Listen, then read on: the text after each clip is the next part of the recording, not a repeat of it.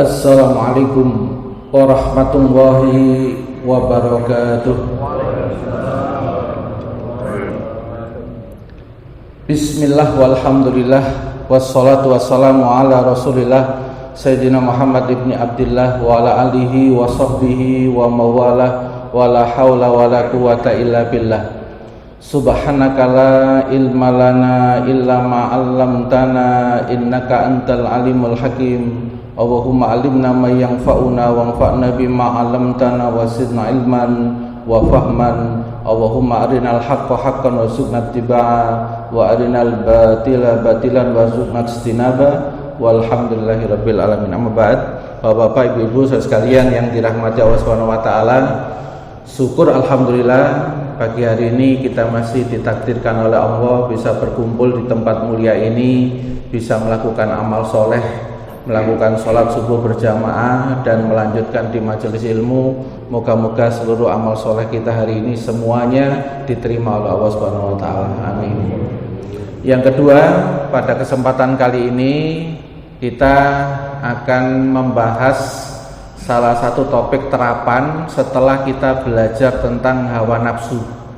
Jadi setelah mengenal hawa nafsu, salah satu bentuk implementasinya adalah mengelola emosi atau mengendalikan emosi.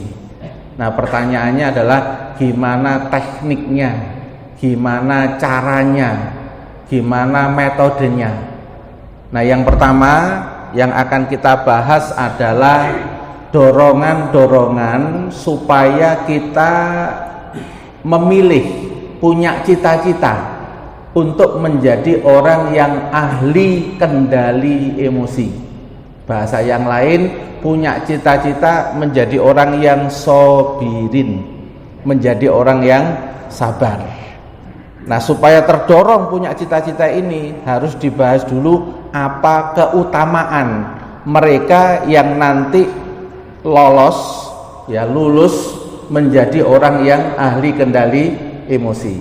Yang pertama, orang yang mampu mengendalikan emosinya tidak gampang terpancing, tidak gampang labil, tidak gampang goncang kalau ada yang memicu emosinya. Yang pertama, dikasih pahala terbesar dalam jihad.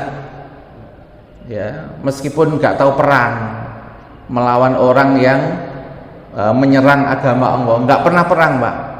Tapi perangnya itu dengan dirinya sendiri. Disebut di dalam hadis afdalul jihadi, jihad yang paling afdol, jihad yang paling utama. Ya, dalam riwayat yang lain meskipun hadisnya dhaif, ya, tapi tidak bertentangan dengan hadis yang lebih sahih, yaitu tentang jihadul akbar, jihad yang terbesar.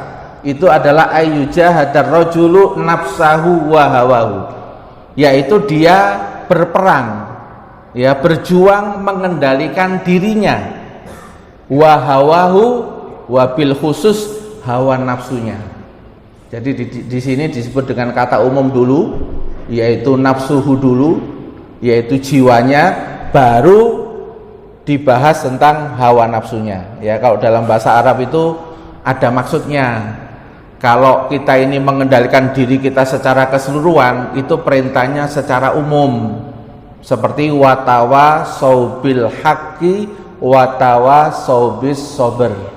Kita disuruh saling mengingatkan dalam seluruh topik bahasan kebenaran, mengingatkan sholat, mengingatkan untuk sedekah, mengingatkan untuk yang lain-lain. Tetapi wabil khusus yang jangan sampai lupa, watawa saubis sober. Karena sober ini pondasinya supaya orang itu berhasil sedekah. Sober itu pondasinya supaya orang itu bisa sholat khusyuk. Ngapunten, orang itu nek kalau sering cemas dan khawatir, Pak, kira-kira sholatnya khusyuk napa mboten? Wis takbir Allahu Akbar, ya apa anakku mau berangkat rek, lali kata siapno, betul? Loh, wong khawatiran, wong pencemas, akhirnya yang lain nggak dapat. Makanya sabar itu pondasinya. Makanya disuruh mengingatkan, tenang sih, stabil sih, gampang. Ya apa bojo, apa nilai anakku loh 4,5 kaya kemerdekaan terus. Ya apa masa depan ngene iki? Tangga-tangga apik-apik kabeh. Nek ketemuan PKK lho, aku isin kok. Wong konangan anakku papat limo dibocono kanca-kancane, padha nang mae. Betul Pak iki? Lah ngono iku akhire ndonga ya gak dalam keadaan tenang. Kepikiran. Kira-kira ndonga gak dalam keadaan tenang, mustajab apa mboten?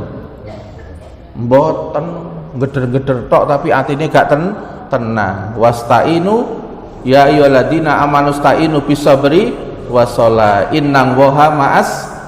Loh, yang dibarengi Allah itu yang sabar. Betul ya? Nah, apalagi kemudian hawahu. Diri kita saja itu perlu dikendalikan. Kita harus kendalikan pikiran kita supaya pikiran kita tidak overthinking. Kita harus mengendalikan kolbu kita, hati kita, supaya hati kita itu tidak lihat yang lain kecuali melihat siapa? Allah, melihat kebaikannya Allah, melihat kesempurnaannya Allah, melihat kehebatannya Allah. Jadi jenengan kalau Asmaul Husna yang 99 itu diringkes, kata Imam Ibnu Qayyim Al-Jauziyah, diringkes menjadi 3 sifat utama. Pertama Jamal, sifat baik dan bagusnya Allah. Fokus ke sana. Ya Allah, Allah itu Maha Rahman ya. Makhluknya juwahat, makhluknya gak nyembah. Ngono lho sik dikek oksigen, betul Pak ya?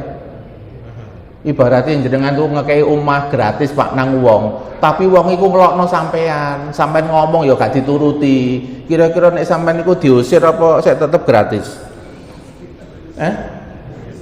Oh, diusir. Ya memang jenengan bukan Gusti Allah Pak, kalah sabar karo Gusti Allah sampean, nggih. Kalau Allah itu punya sifat namanya Al-Halim, menunda siksaan. Gak langsung disiksa, dikasih kesempatan, diapi-api sih, padahal wong gak genah. Tapi sik lancar rezekine, sehat, anaknya sukses, padahal wong nakal gak karo-karuan. Iku maksudnya Allah Gusti Allah napa, Pak? Cek isin awakmu iku. Kon kowe wis gawe omah gratis. Omah gak tau diresiki. Ya betul Pak. Apa gak isin awakmu? Dadi nek wong elek kok tetep diapi Gusti Allah, sing diincer iku isinmu metu apa ora?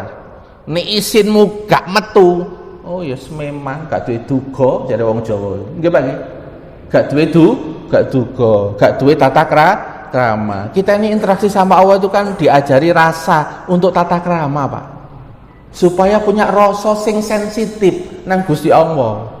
Punya sensitivitas yang tinggi. Itu ada penjelasannya Pak nanti dalam surat Al-A'raf ayat 168. Wa balawnahum bil hasanati was sayyi'at la'allahum yarji'un. Kami berikan cobaan bil hasanat yang enak-enak, was sayyi'at dan yang ndak enak-enak, la'allahum yarji'un, supaya dia kembali lagi kepada Allah. Jadi nek jenenganku oleh enak-enak, iku maksudnya apa? Ndelok nang Gusti Allah meneh. Bahwa yang ngasih siapa, Pak? Allah. Ojo sok-sokan aku ngene sukses yo gara-gara seminar kok, pelatihan terus, kok belajar ngene iki. Aku yo kerja keras makane oleh akeh kaya ngene. Lah iku sifate korun model kaya ngene iku. Iku virusnya kok korun mbok terusno. Iso sombong awakmu, iso ujub awakmu. Moro-moro tenggelam, entek bangkrut awakmu. Itu naudzubillah min dzalik. Nggih. Kita lanjutkan Pak. Ini yang pertama. Jadi kalau jenengan itu nanti berhasil menjadi kendali emosi, meskipun gak tahu perang langsung melawan orang kafir yang memerangi agama Allah, jenengan tuh pahalanya gede. Pengen Pak? Alhamdulillah. Nek duwe pengen apik berarti tandane wong apik. Nggih Pak nggih. Nek pengen elek ya tandane wong elek kok. Ngono ae cirine kok.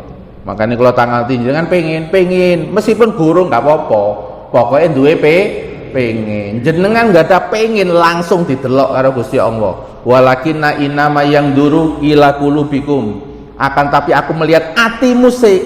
Wa a'malikum, baru nanti perbuatannya. Bertahap apa enggak, berikhtiar apa enggak untuk menjadi orang sabar. Tapi pertama ya teko ati sih, niat pengen dadi wong ahli sabar. Dapat pahala jihad yang terbesar. Nah kita lanjutkan yang kedua. Yang kedua enggak hanya dapat pahala Pak, dicintai dan ditolong sama Allah. Jenengan kalau dicintai oleh Allah Pak, diumumkan di malaikat. Sing pertama dipanggil itu malaikat Jibril. Setelah malaikat Jibril dipanggil, malaikat Jibril ngumpulkan malaikat-malaikat di langit. Iki hamba yang dicintai oleh Allah, macam-macam. Ya, ditolong, diperhatikan terus. Wake Pak, malaikatnya sap-sap ya, sampai nang langit ya Pak. Malaikatnya Gusti Allah itu. Kira-kira umpama menjalani hidup rada aman apa mboten, Pak? Kira-kira rada tenang apa mboten? Tenang kok, pasukane wake sing gak ketok. Nggih, dicintai sama Allah, dan yang kedua ditolong sama Allah. Kita lihat nggih. Sebentar. Nah, di dalam surat Ali Imran itu disebutkan wallahu yuhibbus sabirin. Allah mencintai orang yang sabar. Kalimatnya itu disebutkan Allah mencintai orang sabirin. Sabirin itu isim fa'il. Berarti sudah menjadi ahli. Ya, ibaratnya meninju sama petinju. Beda napa mboten, Pak? Nek meninju kabeh ya iso ninju. Tapi kalau petinju kerjaannya memang ninju. Beda apa mboten? Berarti yang ahli itu petinju apa meninju? Petinju. Nah, sobirin itu awalannya apa, Pak? Penyabar. Jadi Allah itu mencintai mereka yang sudah menjadi penyabar. Ya, nanti kan terbukti Pak penyabar itu dijengkelin tenang. Soalnya paham. Ya, sing gare jengkel iki memang wonge wis turunan modele ngono. Itu ngomel gak iso mandek-mandek ngono. Nek ngomel iku iso jejeg ngono.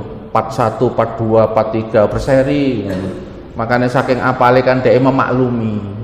Iya rek turunan rek wis puluhan tahun jarno kok ngene paling dicedhekno aku ya kanggo latihan sabar kok nek gak ngene aku gak jadi ahli sabar nggih Pak nggih. Lah nek mikir ngono kira-kira lebih tenang apa enggak? Nah, coba nek mikirnya dirubah. Ana wong kok model ngene ya gak tau ketemu aku. Kira-kira wong gumunan iku dadi wong sabar napa wong gemes, Pak? Oh, ya paham berarti nggih, Pun. Nggih. Berarti yang menjadikan kita ini sabar atau enggak itu kita bisa milih apa enggak? Bisa. Kita fokus sama cara mikir kayak apa itu menentukan perasaan kita itu seperti apa.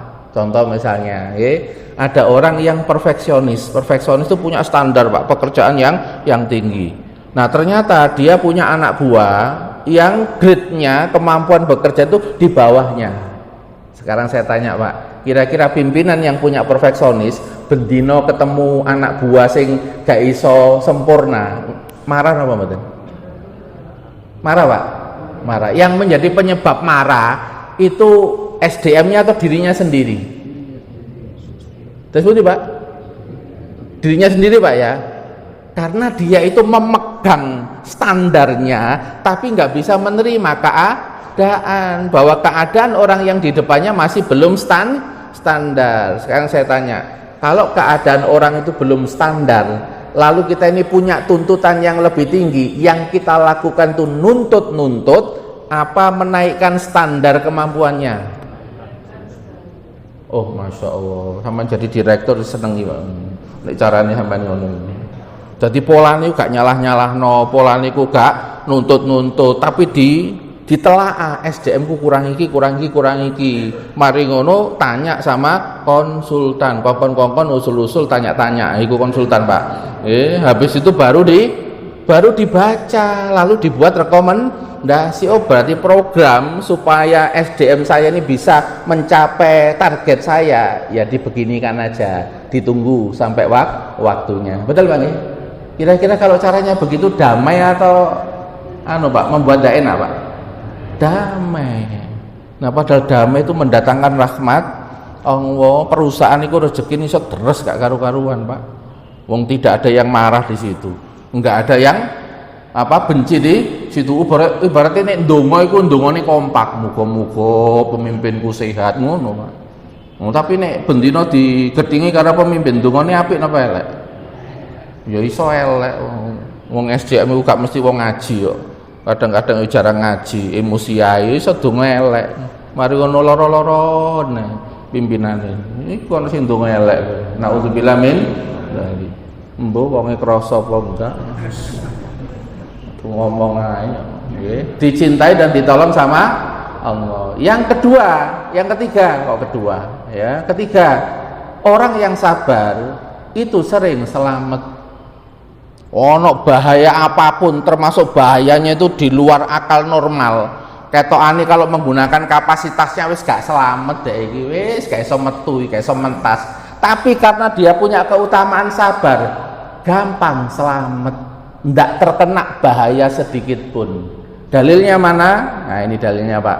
Surat Ali Imran ayat 120. Ya, wa in tasbiru wa tattaqu. Jika kamu sabar, wa tattaqu, dan kamu tetap berbuat baik. Ya, berbuat baik ya gak ngomelan, berbuat baik ya gak ngelokno, berbuat baik berarti ya tetap aja melakukan kewajibannya dengan baik, ya sholat, ya silaturahim, tapi dilandasi sama apa? Sabar, terkendali emosinya, tenang. Meskipun dikelilingi musuh yang banyak, meskipun ate disantet, disihir, layadurukum kaiduhum say'a, konspirasi jahat mereka, sing ate nyerang, sing ate nyihir, tidak akan membahayakan sedikit pun, gak ngefek. Kalau orangnya sering tenang, orang sering stabil jiwanya, yaitu orang sabar.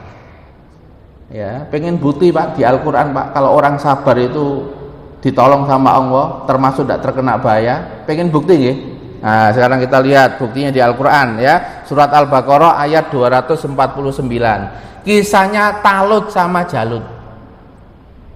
Tentara Talut itu kan diuji melewati sungai.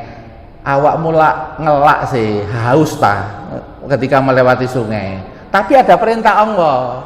Kamu boleh minum ghurfatam biyadi, sak caukan tok. Oleh ngombe tapi gak oleh sangu. Ayo coba bayangkan, padahal air itu logistik Pak ya. Kan rada gak masuk akal nih perintah Gusti Allah. Wong ate perang kok gak oleh nggawa persiapan logistik. Malah dikeke mek cuma boleh ghurfatam biyadi. Betul Pak nih? Ini perintahnya dari siapa? Allah. Sekarang saya tanya, ketika Allah memerintahnya itu di luar beban apa di bawahnya beban kita? Di bawah beban kita pasti mampu, la yukallifuhu nafsan illa wus'aha. Yang ketiga, sekarang saya tanya, Allah kalau memerintah mau menghancurkan hambanya apa enggak? Mau menyakiti hambanya apa enggak?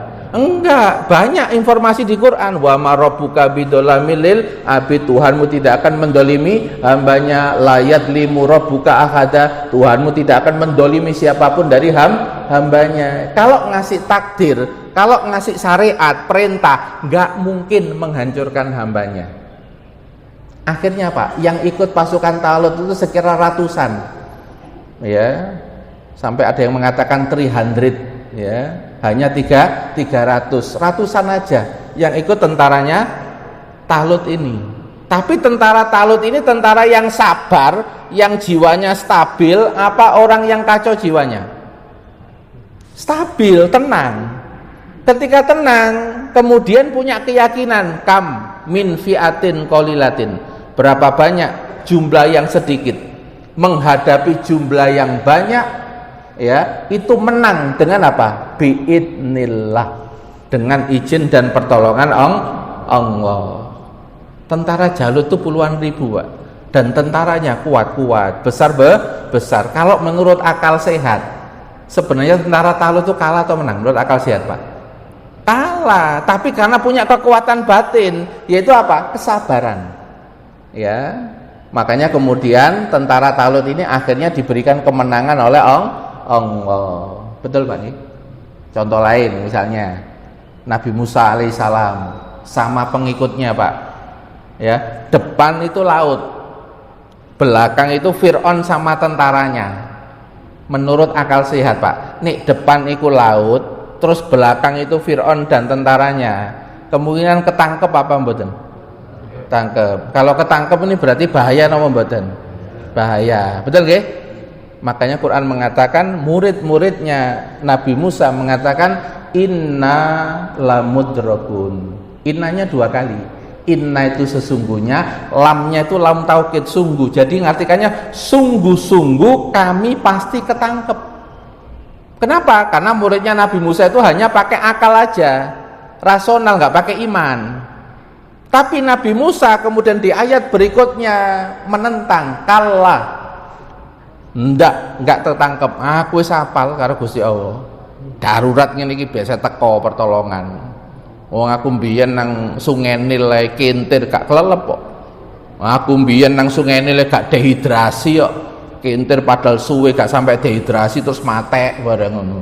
Ya, malah kemudian mengarah ke pinggir, malah diselamatkan sama orang-orang istana, dibawa kepada istrinya Fir'aun. Ya, malah aku mlebu istana ya jane gak selamat wong ana peraturan undang-undang seluruh bayi laki-laki yang lahir dibunuh. Malah masuk kepada ruangan yang membuat undang-undang. Tapi selamat apa badan? Selamat gitu. Gimana caranya Allah? Caranya Allah melalui siapa? Istrinya Fir'aun. Nah, Fir'aun termasuk kategori suami yang takut pada istri. Gitu. Ya. Disentak titik bareng goblok dadak. Nggak berani. Soalnya apa? Aku udah lama berkeluarga nggak punya anak. Jadi ini berkeluarga nggak punya anak, menurut kebiasaan sana kok gak lanang ngono gitu. Padahal ya nggak begitu kan Pak ya. Itu takdir. Tapi salah dhewe mikirnya salah. Ya iku dalane akhirnya apa? Selamat. Betul nggih? Nah, berarti apa Pak? Berarti karena ini ada kesabaran, ketenangan batin. Terus Nabi Musa itu ingat masa lalunya, punya chemistry, punya memori, ditolong sama Allah. Tukang sihir, ngetokno sihire. Ya awal-awal ya ndredeg kok. Wong Nabi Musa itu ngelemparkan itu terus lari ya, ngemparno tongkat terus lari. Saking wedi Nabi Musa. Tapi ternyata apa? Tongkatnya berubah menjadi mukjizat. Betul nggih Pak?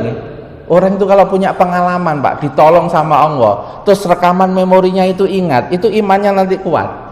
Nek sering ingat-ingat. Tapi nek lali ngono iku ya ngenes terus uripe. Apa aku iki kok gak tau ditolong, padahal ditolong bolak-balik.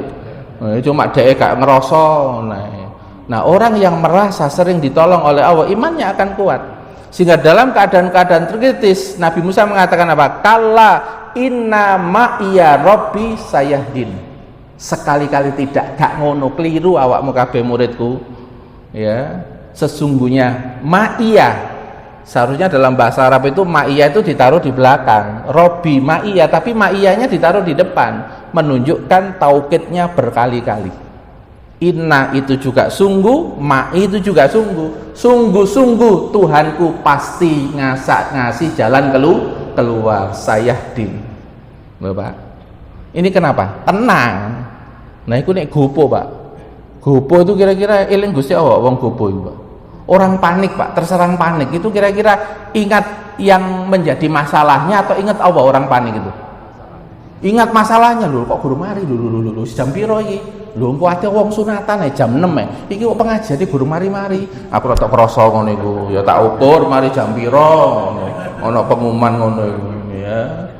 Ya Pak ya, panik, bagian panitia rada panik. Makanya bagian panitia boleh izin duluan ya, meskipun materi belum selesai. Terus betul Pak? Oh udah pergi, alhamdulillah. Berarti paham ya. Ngono iku carane, itu salah satu teknik sabar namanya nggih.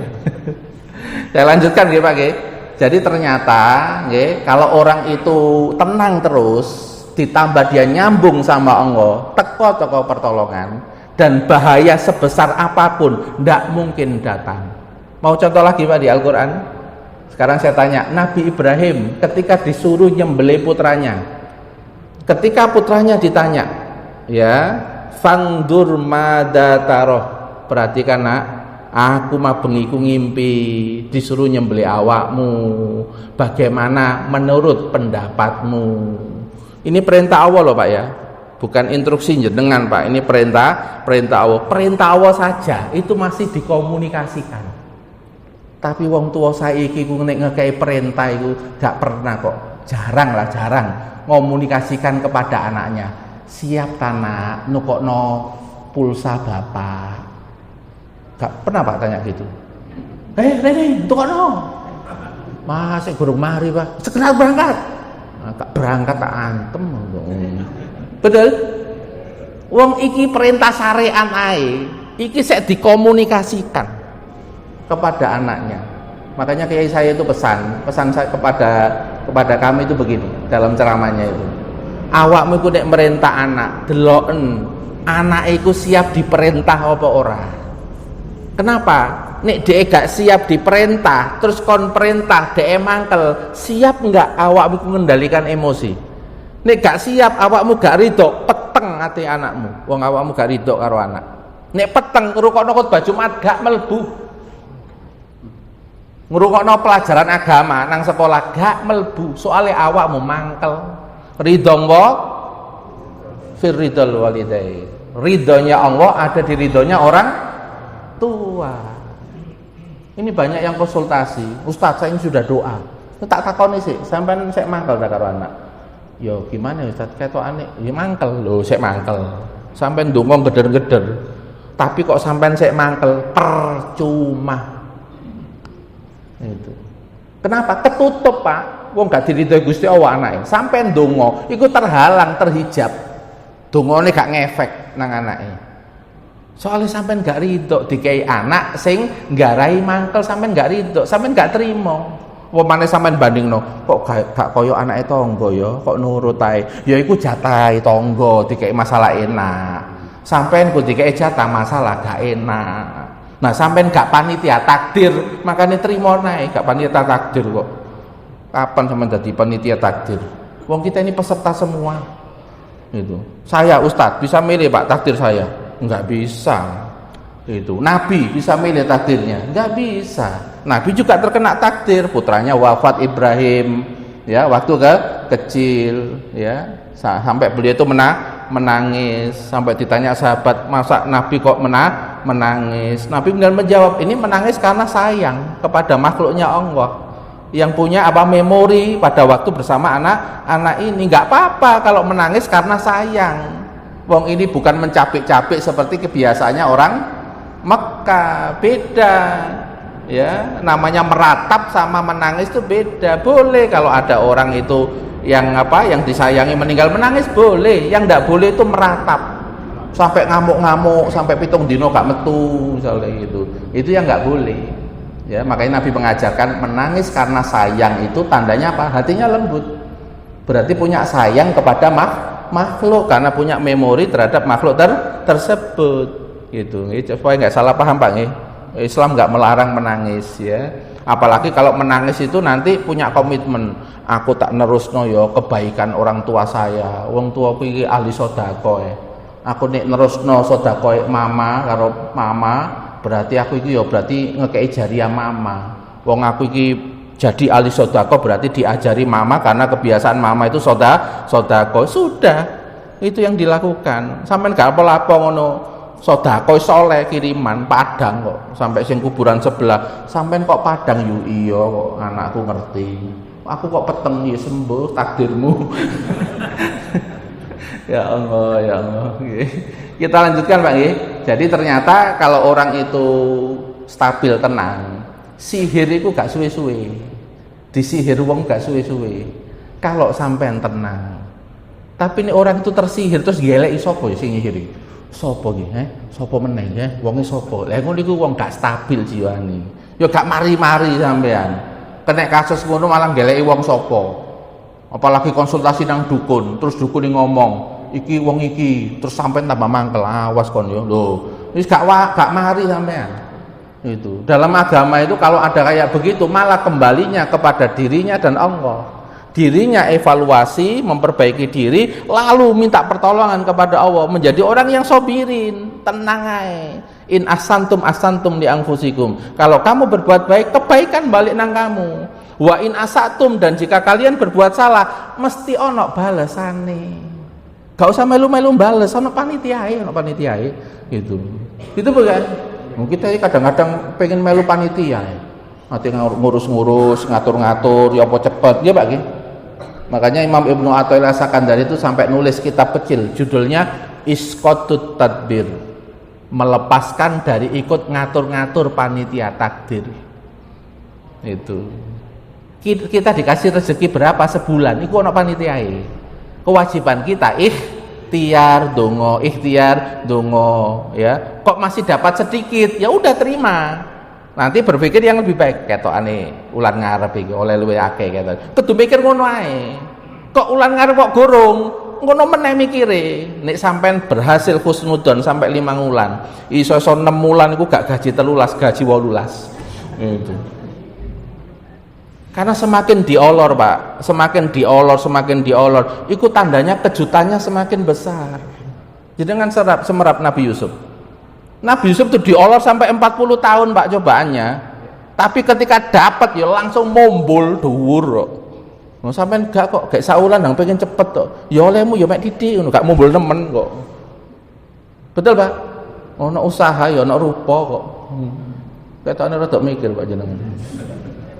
Ya Allah sepurane ya Allah kula kesusu ndang-ndang ya Allah. Lah ngono lho ngaku nang Gusti Allah. Lah Gusti Allah seneng. Alah hambaku rek mau menahan diri dulu, ngerti ini tak extend, tak perpanjang, itu aku punya maksud baik. Kadang-kadang maksud supaya apa? Pribadi kita itu menjadi lebih baik dulu baru dikasih kejutan. Kadang-kadang kita itu dilatih istiqomah dulu baru dikasih kejutan. Itu kadang-kadang Allah itu punya maksud begitu, Pak. Kira-kira bermanfaat nggak buat kita kalau caranya begitu? Bermanfaat itu. Nah, yang keempat, dibarengi malaikat. Sekarang saya tanya, jenengan tuh dalam menjalani hidup pengen sering dibarengi malaikat napa setan? Alhamdulillah. Ya berarti ya sampean orang putih, Pak, bukan orang hitam, ya. Karena pengen dibarengi malaikat. Malaikat yang barengi iku akalnya jernih, hatinya bersih. Ya, akalnya jernih, hatinya bersih. Ini ada hadisnya, Pak. Kalau orang itu emosian, mangkelan, setan sing teko. Tapi nek dhek iku stabil jiwanya, melate ati murang-muring ditahan sampai stabil, malaikat sing teko. Hadisnya riwayat Imam Ahmad. Seperti kisahnya sahabat Abu Bakar sama Nabi Muhammad ketika sahabat Abu Bakar dibuat marah sama orang Arab Badui. Ketika dibuat marah sama orang Arab Badui, sahabat Abu Bakar itu pertama tenang, sabar. Soalnya ngomongnya saya iso dikendalikan sama sahabat Abu Bakar. Malaikat berdatangan, bles. Ya Nabi kan bisa melihat yang gaib, bisa melihat yang tidak tampak. Ya, kalau yang lain kan baru bisa kalau diizinkan sama Allah. Nah kemudian lama kelamaan sahabat Abu Bakar gak kuat. Soalnya rodok nemen ngeloknoi, ngomongnya tambah nemen. Orang kan kadang-kadang punya mekanisme pertahanan diri sesuai kapasitasnya, Pak ya. Ini mulai gak kuat, Pak. Jadi sahabat Abu Bakar marah, emosi. Ketika emosi, malaikatnya pergi semua. Lalu kemudian pasukan setannya datang, blek, tambah panas. Rasul langsung pergi meninggalkan. Ketika Rasul pergi, baru sahabat Abu Bakar itu noleh. Karena saking cintanya kepada Nabi, nek kekasihnya pergi itu langsung noleh. Meskipun ono sing ngomel itu. Ngejar Nabi, lalu tanya, ya Nabi, kenapa kok ditinggal? Kan burung mari ya Nabi, urusanku sama orang Arab Badui itu. Apa jawaban Nabi? Ya, pada waktu kamu sabar dan tenang, tidak marah-marah, malaikat itu berdatangan banyak, datang di majelis kita. Tapi ketika kamu sudah mulai marah, malaikatnya pergi, setan datang. Aku tidak mau bermajelis sama setan. Rasul pergi. Ini hadis yang menunjukkan bahwa orang itu kalau jiwanya stabil, itu malaikat datang. Kalau malaikat datang, setan gak kuat. Makanya kalau nangani orang yang sering kesurupan, itu gak sekedar cukup hanya diruqyah, tapi jiwanya harus kemudian disembuhkan. Sing sedih kenemenen, gimana sedihnya itu kemudian menjadi stabil, gak sedih terus. Yang emosian marah kenemenen, marahnya itu gimana supaya turun dan stabil. Engkau mulai dewe jine ku gak betah, energinya gak cocok itu. Tapi nih sekedar pendekatannya nyaruk ya, tapi jiwanya itu gak diperbaiki, ya pegel. Ustadz teko setannya melayu, ustadz mulai setannya melbu maneh. Mau lah pegel gitu. Makanya dulu para ulama itu ya lihat kasusnya, tidak semua itu langsung dibacakan ayat Al-Quran secara keseluruhan. Kadang ono seperti Imam Ahmad bin Hambal itu nggak sempat karena ada yang konsultasi kesurupan. Yo dikai sandal itu, sandal Imam Ahmad. Kena sandalku tutuk nang ngene nih, tuk waras wong. Gitu. Tapi sandal sampean aja dicoba lo ya. Iki sandale wong ahli soleh ya, deket sama Allah. Karena energi, Pak. Sandalnya orang soleh itu berenergi, ngerti setan apal iki. Sandale tok sing teko iki, aku gak melayu wonge teko iki. Ya Allah. Paham nggih, Pak nggih? Jadi ini kita bicara kalau mengobati itu metodenya banyak, ya, nggak hanya seperti itu. Kalau orang soleh ya kadang hanya begitu aja udah sembuh. Dari jarak jauh minta doa juga bisa sembuh. Karena ini makhluk energi. Kalau makhluk energi itu pendekatannya juga energi, dan energi itu ada kaitannya dengan apa? Emotion. Dalam bahasa Arab, dalam bahasa Inggris, emotion itu energi in motion. Jadi energi yang bergerak. Jadi sedih itu ada energinya Pak di tubuh. Jadinya kalau di foto, ya ini foto kalau di dalam dunia psikologi, orang sedih itu gelap. Auranya itu jadi gelap. Jadi kalau ono kreativitas, gak iso mikir, nyoba yo gak gelem. Karena sedih, ini depresi, ini gelap. Tapi nek marah, merah. Merahnya ke semuanya. Kepanasan Pak, hawa panas yang banyak muncul. Yo panas kakean yo gak api, kono panasi barang terus dingin tok yo gak api, sama-sama nggak baik Pak ya. Itu. Nah ini namanya energi. Kalau dibarengi malaikat atau dibarengi setan. Alhamdulillah jenengan pengen dibarengi malaikat, berarti pengen dadi wong sabar. Yang kelima ya, meningkatkan kesehatan fisik. Ini banyak Pak ya, tulisan-tulisan dampak hebat emosi bagi kesehatan.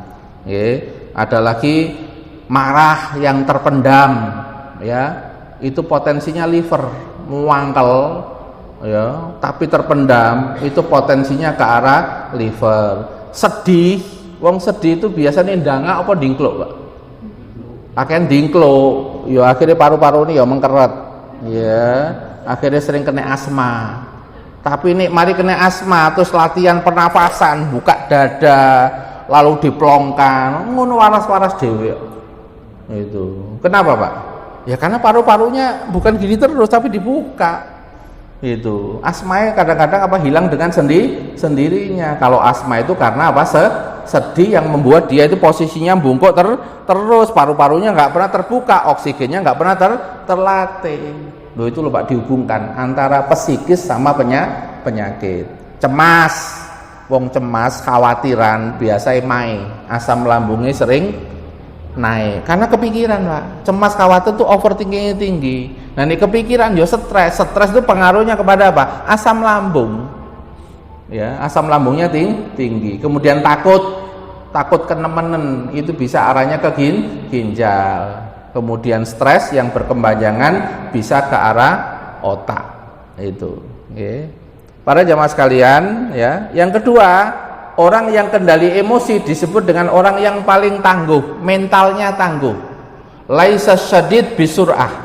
Orang yang kuat dan tangguh itu bukan yang ahli pegulat. Wa innama syadid, orang yang kuat itu yamlika nafsah indal ghadab. Orang yang bisa mengendalikan dirinya ketika marah. Ya, yang ketiga, meningkatkan akal sehat. Orang itu kalau sering marah Pak, kira-kira akalnya bisa menurun nggak kualitasnya? Bisa menurun apa enggak? Sekarang saya tanya, wong dasian, ya, terus alumni S1, murang-muring, itu bisa kelihatan gobloknya apa enggak? Pas murang-muring. Ya Pak, bisa kelihatan bodohnya enggak Pak? Bisa.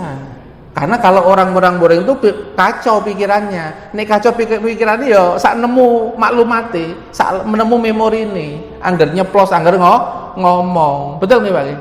Nah, ini namanya apa? Meningkat. Kalau orang sabar, akal sehatnya akan naik. Ya, bahkan kalau sabarnya itu intens Pak, ya, yang menyebabkan dia mudah melakukan kebaikan, wattaqullaha wa yu'allimukumullah. Bertakwalah kepada Allah, maka Allah akan mengajarkan ilmu kepada kalian. Bahkan ilmunya itu dapat ilmu tambahan, pemberian dari Allah Subhanahu wa Ta'ala. Itu surat Al-Baqarah, bahwa sabar kemudian takwa itu akan dapat namanya ilmu tambahan dari Allah Subhanahu wa Ta'ala. Ilmu laduni Pak, ya, tapi latihannya loro, sabar, takwa, tenang, berbuat baik, ndonga, ya. Yang terakhir, kunci pembuka kesuksesan. Ini ada dalam hadis riwayat Tirmidzi. Wa'lam anna nasra ma'as sabri. Ingat-ingat Allah, ya, atau wa'lam, ketahuilah, ini namanya memberikan peringatan yang keras kepada kita. Ingat-ingat ya, ketahuilah ya bahwa sabar itu kunci dari segala kesuksesan. Kira-kira orang kalau nggak sabaran bisa khusyuk sholatnya nggak? Nggak bisa ya. Orang itu kalau nggak sabaran, kalau jadi pemimpin, kira-kira sering sukses apa sering gagal? Sering gagal. Karena ini ono masalah titik murang-muring. Nek murang-muring keterusan, anak buah ya melayu kabeh. Nah, anak baik melayu kabeh iso dipimpin, Pak? Enggak. Ada yang sakit hati nggak, Pak? Kalau pemimpin nggak sabaran? Ada. Kalau orang itu ada sakit hatinya, melakukan pekerjaannya itu all out apa setengah hati? Loh, akhirnya potensi terbesarnya gak muncul gara-gara apa? Karakter pemimpin. Itu sampai ada pelajarannya, Pak, di manajemen SDM, manajemen sumber daya manusia, tipe-tipe pemimpin. Sampai dibahas begitu. Karena ada tipe pemimpin yang membuat akhirnya SDM bermasalah gitu. Nah, ini info, Pak, info tentang emosi ya. Halo sahabat Sintro, tubuh kita nih bereaksi Yeah. dengan berbagai macam cara terhadap suatu kejadian. Kalau ada yang bikin sedih, kita bakalan nangis. Kalau ada kabar gembira, kita senyum. Dan kalau ada yang bikin kesel, kita bakalan marah. Nah, pada video kali ini kita coba lebih fokus membahas emosi marah. Kita bakalan menjawab pertanyaan apa sih yang terjadi pada tubuh kita ketika kita marah. Yuk langsung aja kita bahas. Jadi marah itu sebenarnya adalah emosi yang wajar. Pasti semua orang pernah marah. Tapi spektrum, frekuensi, dan apa yang men-trigger orang menjadi marah itu beda-beda. Ada orang yang kadang marah bahkan cuma karena hal yang sangat kecil. Misalnya baru-baru aja ada orang yang geram cuma gara-gara kata anjay. Nah, ternyata ketika kita marah ada banyak perubahan yang terjadi di beberapa organ tubuh. Yaitu yang pertama di otak. Di otak itu ada yang namanya area frontal atau lobus frontalis yang fungsinya untuk mengendalikan nalar atau pemikiran rasional dari seseorang. Ketika marah, fungsi rasional ini jadi terganggu sehingga kita sering membuat keputusan dan bertindak tanpa didasari nalar rasional tersebut. Ujung-ujungnya banyak orang yang menyesali tindakan itu. Khusus buat kalian nih, kami punya rahasia ampuh untuk mengatasi agar tidak membuat keputusan yang bakal kalian sesali. Saat mulai marah, coba dulu hitung dari 1 sampai 10 di dalam hati sebelum melakukan tindakan. Karena respon saraf biasanya dapat mengembalikan rasionalitas dalam 2 detik. Jadi ketika kalian menghitung dalam hati, kalian dapat memendam emosi dan berpikir rasional kembali. Selain bagian frontal, ketika marah ada area pengontrol emosi yang lebih aktif yang disebut amigdala. Nah, si amigdala ini merangsang produksi dari hormon kortikolamin dan juga hormon kortisol atau hormon stres. Hormon-hormon tersebut menimbulkan respon yang disebut fight and flight tubuh, sehingga organ lain bekerja lebih berat dari biasanya. Yang kedua, jantung dan paru-paru. Jadi teman-teman, kalau seseorang lagi marah masih berkaitan dengan pelepasan hormon tadi, ada respon fight and flight yang aktif dalam tubuh. Respon ini diatur oleh sistem saraf otonom yang disebut sistem saraf simpatis. Nah, kalau sistem ini aktif, darah kita akan dipompa lebih kuat dan cepat oleh jantung, sehingga ketika marah kita bakalan merasa berdebar-debar. Selain itu, pernapasan juga akan meningkat. Terus sel-sel di dalam tubuh akan meningkat metabolismenya, menyesuaikan dengan jantung dan paru yang bekerja lebih dari keadaan biasanya. Akhirnya suhu tubuh juga bakalan naik. Nah, hal seperti ini ternyata kalau terjadi terus-menerus dan sering bisa bahaya membuat kita rentan terkena beberapa penyakit.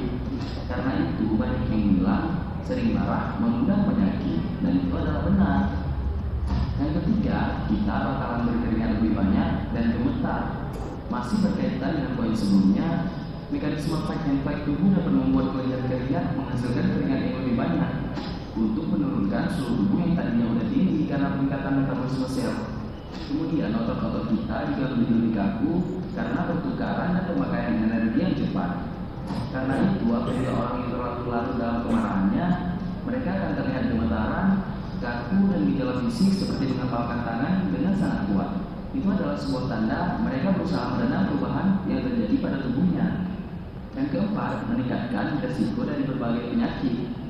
Sebuah penelitian dari Harvard School of Public Health mendapatkan kesimpulan bahwa marah meningkatkan resiko seseorang mengalami stroke, baik itu stroke iskemik karena subatan ataupun stroke hemoragik karena pecahnya pembuluh darah otak. Kemudian orang yang sering marah juga 8,5 kali lebih besar resiko terkena serangan jantung 2 jam setelah meledakkan kemarahan. Penyakit lain yang bakalan sering muncul setelah seorang adalah migrain atau migrain dan sakit kepala seperti migrain baik sebelah maupun kedua belah bagian kepala. Intinya marah-marah itu nggak bagus baik secara sosial karena kita sering membuat keputusan yang kita sesali saat marah ataupun secara fisik karena tubuh menjadi lebih berisiko terkena berbagai penyakit. Jadi kita perlu terus berusaha mengontrol rasa marah ini. Hal ini dapat kamu lakukan dengan mengatur pola diet dan olahraga teratur ya teman-teman. Nah itu dia perubahan-perubahan yang terjadi pada tubuhmu ketika kita sedang marah. Ya, para jemaah sekalian, itu secara sains ya, supaya kita lebih yakin lagi bahwa secara agama kita sudah tahu keutamaan-keutamaan ketika seseorang itu mengendalikan emosi. Ya, yang pertama kita bisa lebih sehat secara fisik kalau sering mengendalikan emosi. Yang kedua, mental kita juga menjadi mental yang tangguh. Karena dengan mengendalikan emosi berarti kita mampu untuk mengendalikan supaya emosi itu tidak menyakitin orang. Emosi itu tidak membahayakan fisik kita. Emosi itu tidak menghancurkan kehidupan yang lebih besar. Betul nggih? Dan yang ketiga, secara akal kita selamat karena akal kita sering jernih. Dan secara kolbu, karena kalau orang marah akhirnya jatuhnya, ada nggak orang marah akhirnya nggak jadi silaturahim? Banyak ya. Nah berarti gara-gara marah akhirnya kita melakukan maksiat sehingga hati kita gelap. Berarti kalau kita sering terkendali emosi, berarti kita sering mudah taat. Tasbiru mesti tataku, gitu. Kalau sering melakukan taat, hati kita bersih. Kalau hati kita bersih, dijamin ditolong sama Allah Subhanahu wa Ta'ala. Moga-moga dengan pertemuan kita ini baru sesi pertama Pak, mengelola emosi, karena ini serial. Karena waktunya biasanya kalau pelatihan pagi sampai sore. Ya, nah ini baru materi awal pengantar supaya kita punya dorongan dulu, supaya kita mau suatu saat menjadi orang yang ahli kendali emosi. Moga-moga kita semua ditolong oleh Allah Subhanahu wa Ta'ala. Saya kira itu dari saya. Kita tutup dengan istighfar 3 kali dan penutup majelis. Ada yang mau tanya? Oke, silakan. Assalamualaikum warahmatullahi wabarakatuh. Waalaikumsalam. Saya mau tanya tentang ini Pak, yang harus diajarkan orang tua kepada anaknya dan orang tua harus mengajarkan dasar-dasar ilmu agama. Ada Islam, akhlak mulia. Jika tidak ada dasar agama, yang saya tanyakan, apakah anak bisa jadi sukses dunia tetapi tidak memperhatikan baktinya kepada kedua orang tua dan mempunyai adab yang buruk atau menelantarkan orang tua ketika mereka di usia tua? Sekian. Ya, ini inti pertanyaannya terkait dengan mengajarkan masalah adab dan akhlak anak kepada orang tua. Ya, pertanyaannya adalah akhlak dan adab anak kepada orang tua ini apakah juga berpengaruh pada kesuksesan anak itu di masa depan? Okay? Itu pertanyaannya ya. Nah, jawaban saya pertama begini ya. Di dalam hadis Nabi itu kedaliman yang paling cepat balasannya itu adalah ketika kedaliman itu dilakukan kepada orang tua. Sebaliknya, kebaikan yang paling cepat balasannya itu adalah kebaikan yang diberikan kepada orang tua. Dan itu cash di dunia, Pak.